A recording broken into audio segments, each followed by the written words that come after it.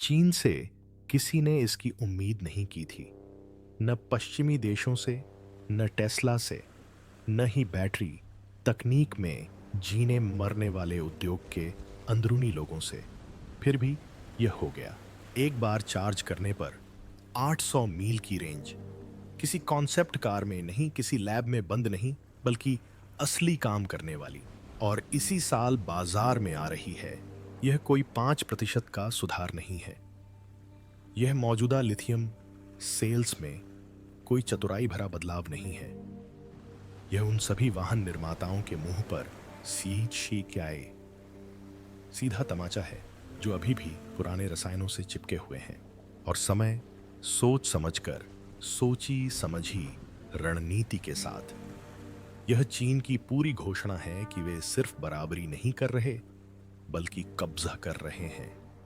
बंद दरवाजों के पीछे एक चीनी कंपनी वीलायन न्यू एनर्जी, जिसके बारे में एशिया के बाहर बहुत कम लोगों ने सुना था, ने चुपचाप एक ऐसा बैटरी फॉर्मूला खोज निकाला जिसके बारे में दुनिया को लगता था कि अभी सालों लगेंगे।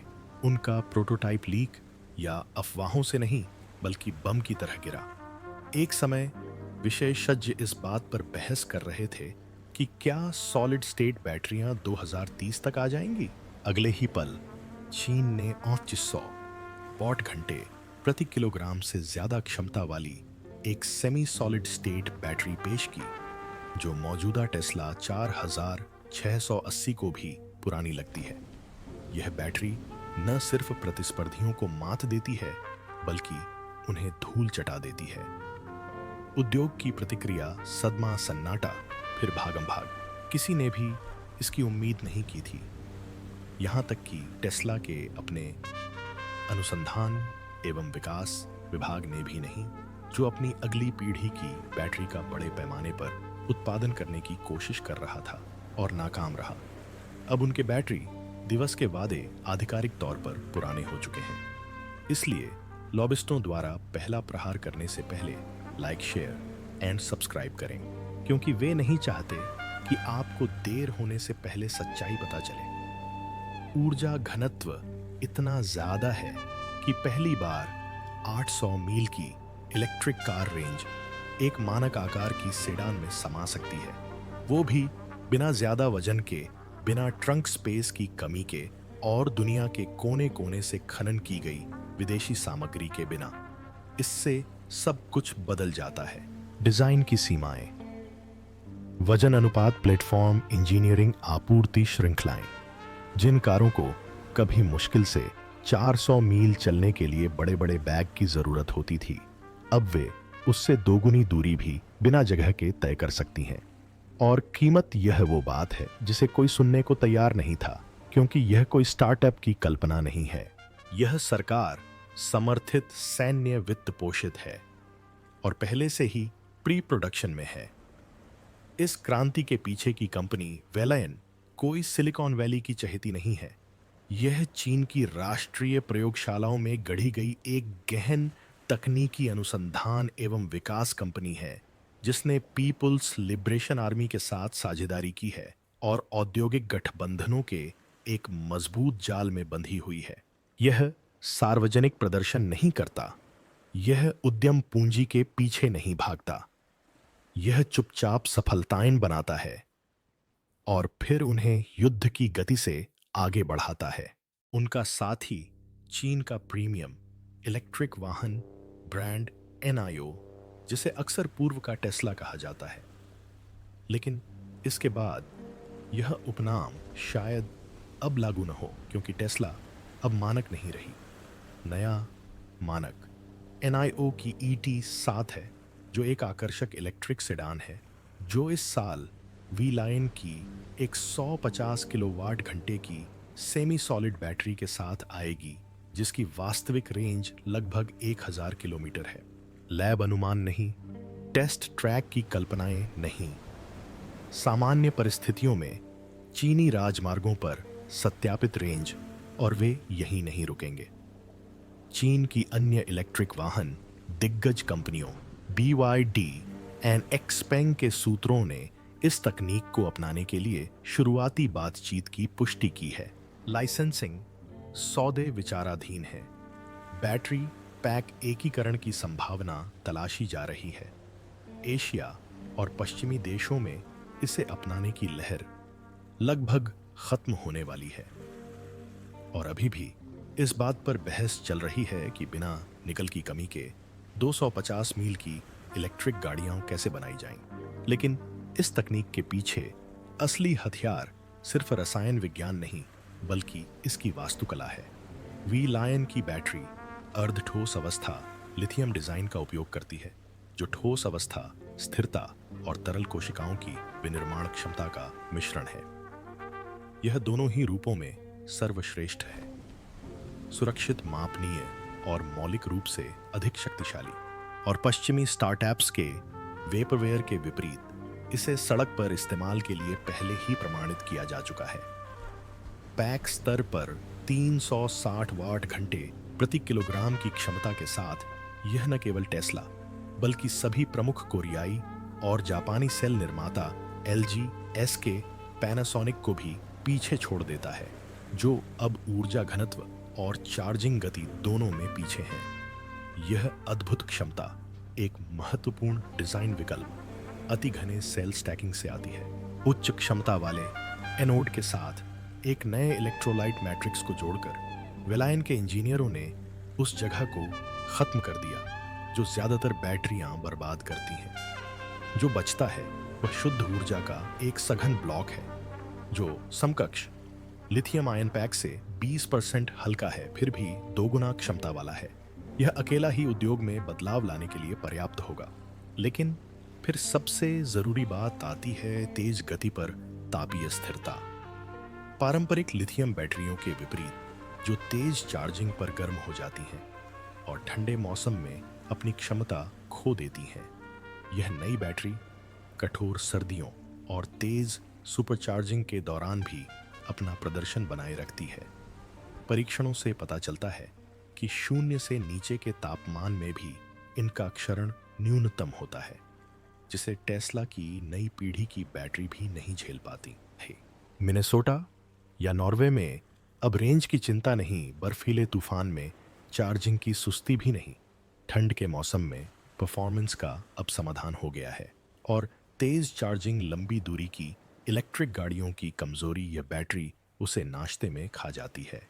शुरुआती परीक्षणों में 20 मिनट से भी कम समय में 0-80% बैटरी चार्ज होने का पता चला है और भविष्य में 10 मिनट में पूरी तरह चार्ज होने की उम्मीद है। ये कोई काल्पनिक बात नहीं है, नहीं प्रयोगशाला के सपने, बल्कि असली आंकड़े, असली वाहन। इलेक्ट्रिक वाहन उद्योग के लिए यह सिर्फ एक नई बैटरी नहीं है, बल्कि पुरानी तकनीक के विलुप्त होने की कगार पर है। क्योंकि एक बार जब ड्राइवर 800 मील की रेंज का अनुभव कर लेते हैं तो वे पीछे नहीं हटते। एक बार जब वे सर्दी या चार्जर के इंतजार के समय की चिंता छोड़ देते हैं तो समझौते की कोई गुंजाइश नहीं रहती। यह बैटरी खरीदारों की उम्मीदें बदल देती है और जब उम्मीदें बदलती हैं तो पूरा बाजार ढह जाता है। ऑन्टो जगत का गुरुत्वाकर्षण केंद्र निर्णायक रूप से अपरिवर्तनीय रूप से पूर्व की ओर खिसक गया है और आगे क्या होगा इसका किसी को अंदाजा नहीं है, टेस्ला भी नहीं। क्योंकि जब मानक अचानक इतना ऊंचा हो जाता है तो बादशाह भी डगमगाने लगता है। उनका मुकुट रत्न 4680 बैटरी, जिसे कभी अगली पीढ़ी की इलेक्ट्रिक कारों की रीढ़ कहा जाता था, अब पुरानी होती जा रही है। इससे सब कुछ बदलने की उम्मीद थी।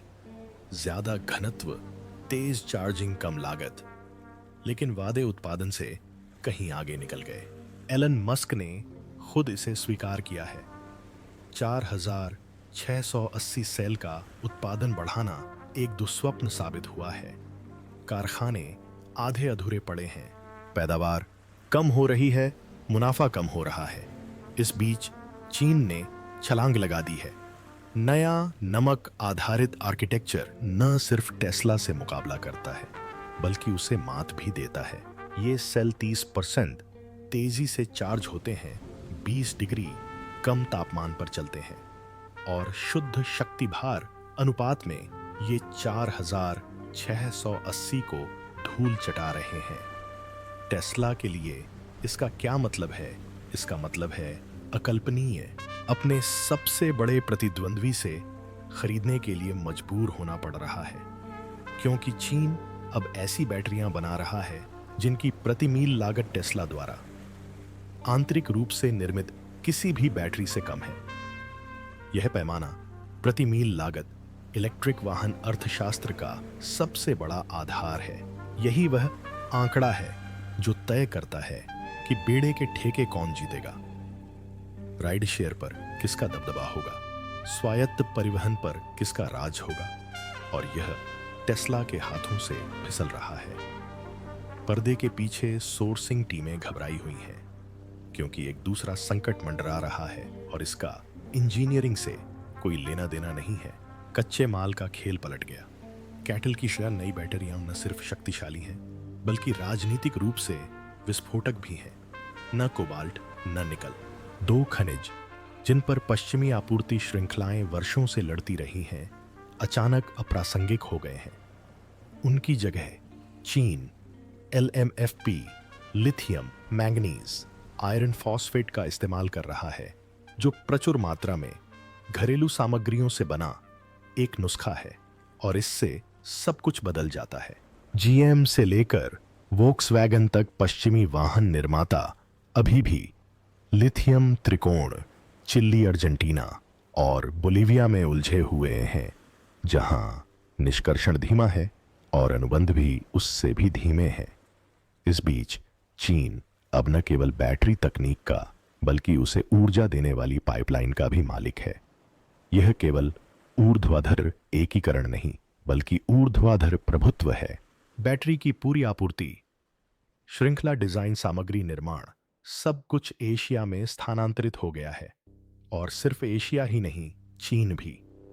अब बात यह नहीं रह गई है कि सबसे अच्छा इलेक्ट्रिक वाहन कौन बनाता है, बल्कि यह है कि भविष्य के ईंधन पर किसका नियंत्रण है। और अभी वह नियंत्रण अमेरिकियों के हाथ में नहीं है, और झटके पहले ही लग रहे हैं, क्योंकि जब आप एक बार चार्ज करके 800 मील चल सकते हैं तो सब कुछ बदल जाता है। जरा सोचिए, अब हर 200 मील पर पिट स्टॉप नहीं लगेगा। अब रेंज की चिंता नहीं रहेगी। आप एक बार चार्ज करने पर पूरे राज्य पार कर सकते हैं और बिजली भी बची रहेगी। अचानक इलेक्ट्रिक वाहन सिर्फ शहरी कार्यों नहीं, बल्कि हाईवे पर चलने वाले वाहन बन गए हैं।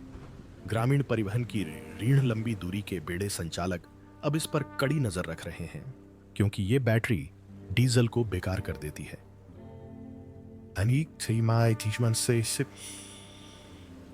डीजल मसासा की मेंटेनेंस, न ईंधन की कोई रोक, बस प्लग लगाओ, गाड़ी चलाओ और चलते रहो। बुनियादी ढांचे का गणित ध्वस्त हो जाता है। सरकारों को अब हर 50 मील पर सघन चार्जिंग नेटवर्क की जरूरत नहीं है। बस देश भर में रणनीतिक रूप से स्थापित कुछ सुपर स्टेशनों की जरूरत है। इससे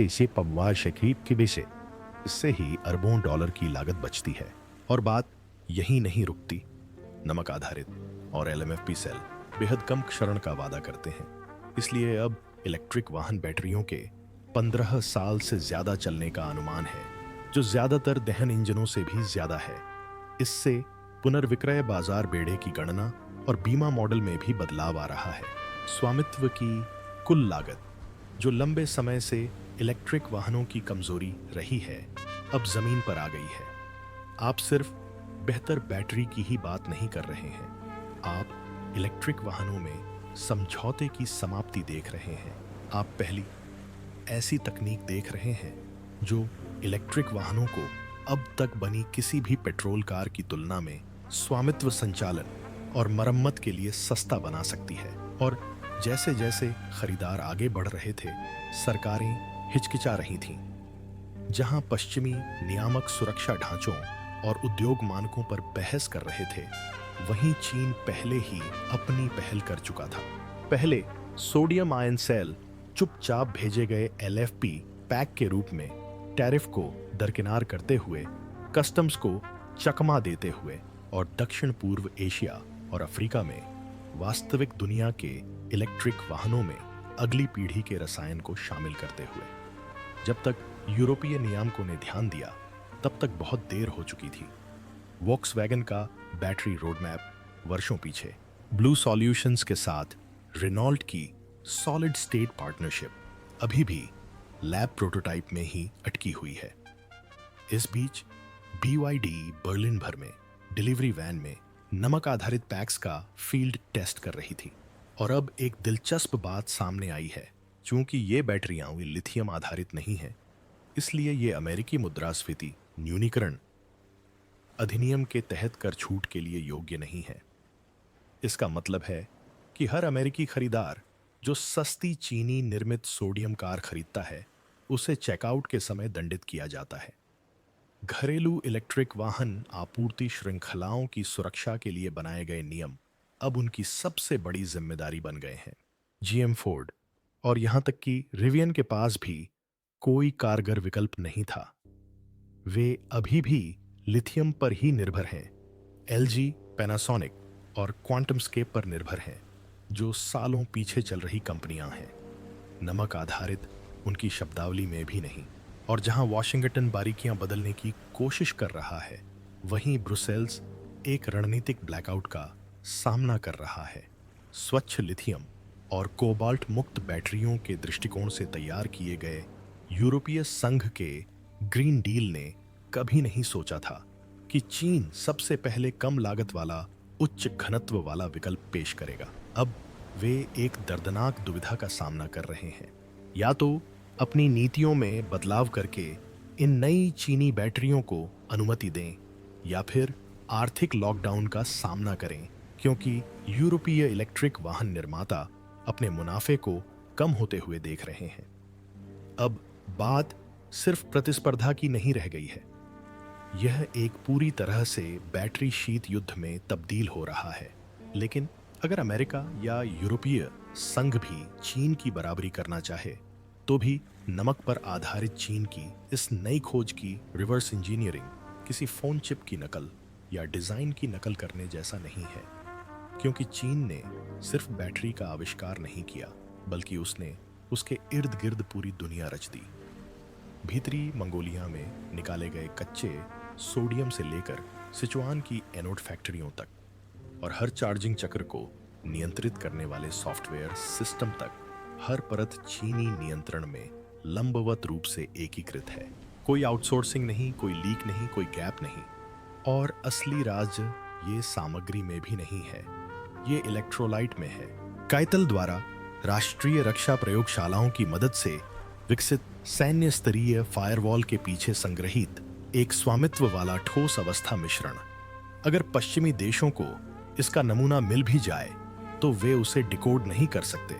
बैटरी प्रबंधन प्रणालियां लॉक हैं, फर्मवेयर एन्क्रिप्टेड है, और हार्डवेयर छेड़छाड़ की स्थिति में स्वयं नष्ट होने के लिए डिजाइन किया गया है। और सिर्फ 18 महीनों में चीन ने इस सॉल्ट बैटरी परिवार से सीधे जुड़े 3000 से ज्यादा पेटेंट दायर किए हैं। हर नवाचार, हर बदलाव, हर संस्करण पुनरावृत्ति बौद्धिक संपदा में समाहित है, जो क्लाउड आधारित डायग्नोस्टिक्स से लेकर आवरण में छिपे प्रेशर सेंसर तक फैली हुई है। पश्चिमी कंपनियों को तो इन पेटेंट्स को हासिल करने में ही 5 से 7 साल लग जाएंगे। उत्पादन बढ़ाने की तो बात ही छोड़ दीजिए।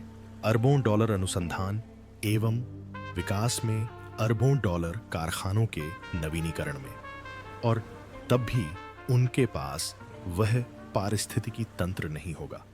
क्योंकि चीन ने जो बनाया है वह सिर्फ एक बैटरी नहीं, बल्कि एक किला है। और सबसे भयावह हौसफास, यह किला अब सिर्फ कारों तक सीमित नहीं है। 2026 वह साल है जब यह बदलाव अपरिवर्तनीय हो जाएगा। भारत में इलेक्ट्रिक बसों के लिए नमक आधारित बैटरियों का इस्तेमाल पहले से ही किया जा रहा है। इसके बाद ट्रक, फेरी और रसद बेड़े आते हैं। ऐसे वाहन जो गति की बजाय, लंबी उम्र और चमक की बजाय धीरज की मांग करते हैं। फिर ड्रोन आते हैं। सिर्फ नागरिक ड्रोन ही नहीं, बल्कि सैन्य निगरानी प्लेटफॉर्म भी, जो सोडियम आयन कोशिकाओं की कम गर्मी और उच्च दक्षता की बदौलत ज्यादा देर तक ऊंचाई पर और कम आवाज में उड़ सकते हैं। चीन में विमानन क्षेत्र की स्टार्टअप कंपनियां हाइब्रिड ईवीटीओएल यानी कम दूरी के इलेक्ट्रिक विमानों के लिए इनका परीक्षण कर रही हैं, जो भीड़भाड़ वाले शहरों को पार कर सकते हैं। नमक से चलने वाले कम्यूटर ड्रोन के बारे में सोचिए और फिर नौसेना की बात करें। कम उत्सर्जन और कम पहचान वाली बैटरी प्रणालियों का परीक्षण मानव रहित अंडर वाटर वाहनों में किया जा रहा है, जो बिना सतह पर आए, बिना गर्मी के, बिना किसी निशान के हफ्तों तक सतह के नीचे रह सकते हैं। और जबकि कोई भी अधिकारी इसे सार्वजनिक रूप से स्वीकार नहीं करता, उपभोक्ता तकनीक के जानकार चुपचाप चेतावनी दे रहे हैं कि अगला कदम स्मार्टफोन हो सकता है।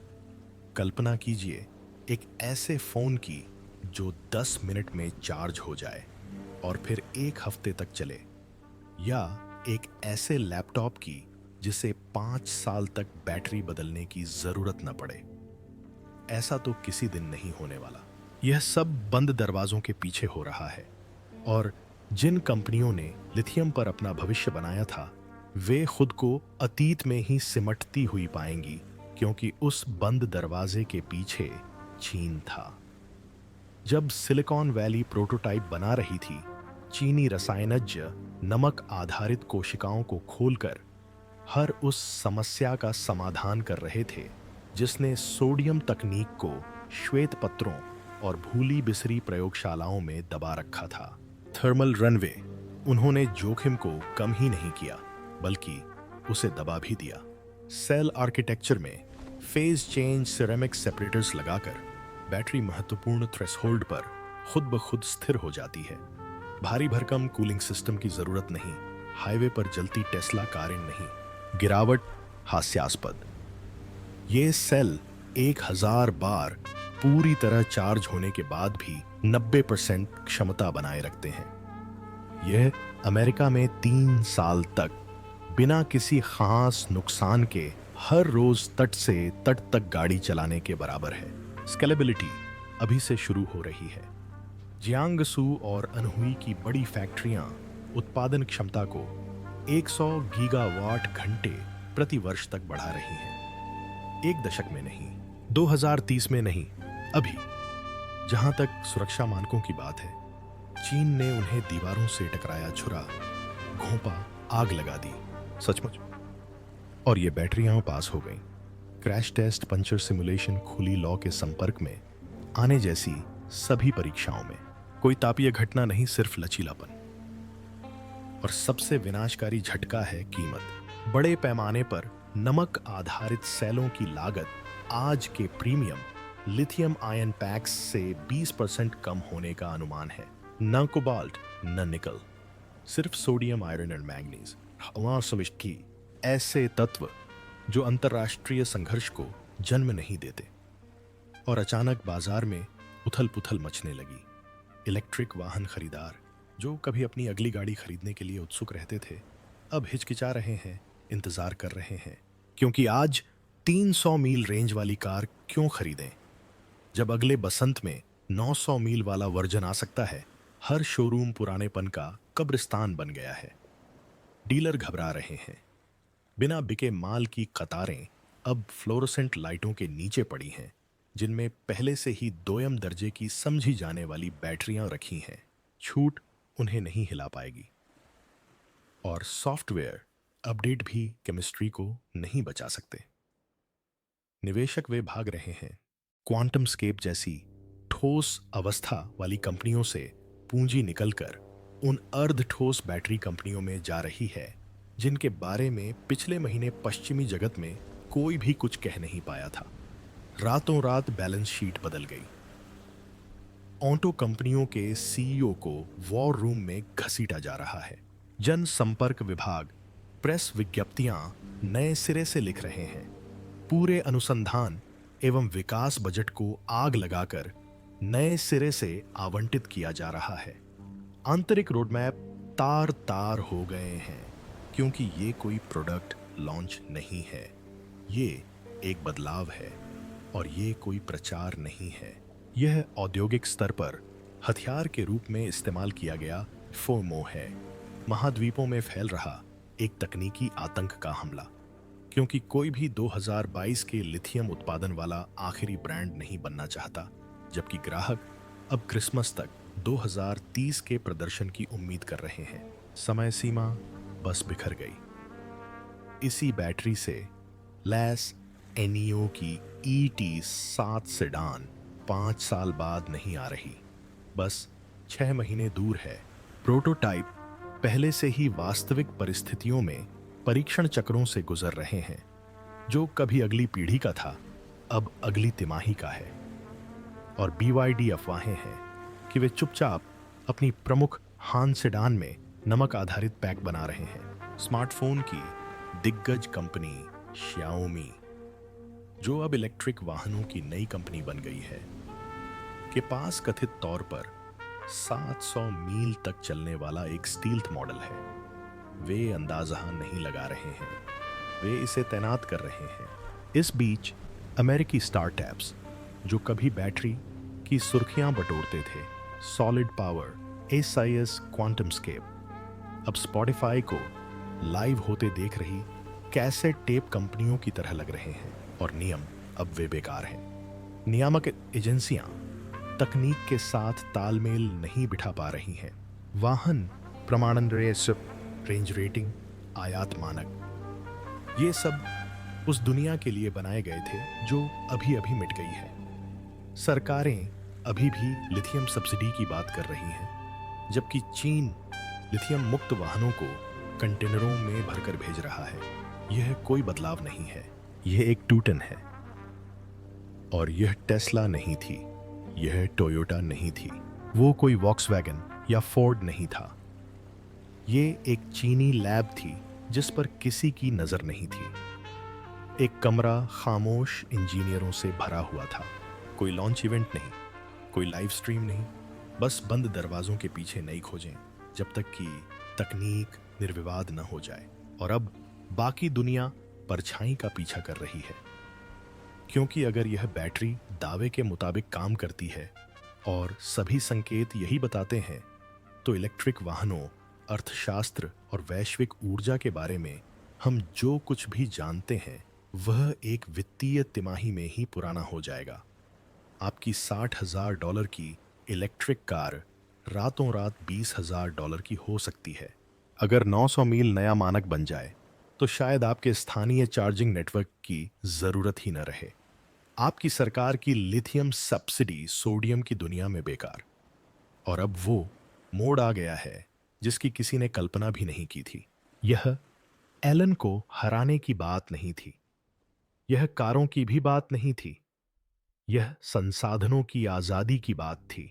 नियंत्रण के बारे में, विद्युतीकरण के युग में भू राजनीतिक लाभ के बारे में, क्योंकि जिस क्षण आपको कांगो से कोबाल्ट इंडोनेशिया से निकल या दक्षिण अमेरिका से लिथियम की जरूरत नहीं रह जाती, आप आजाद हो जाते हैं।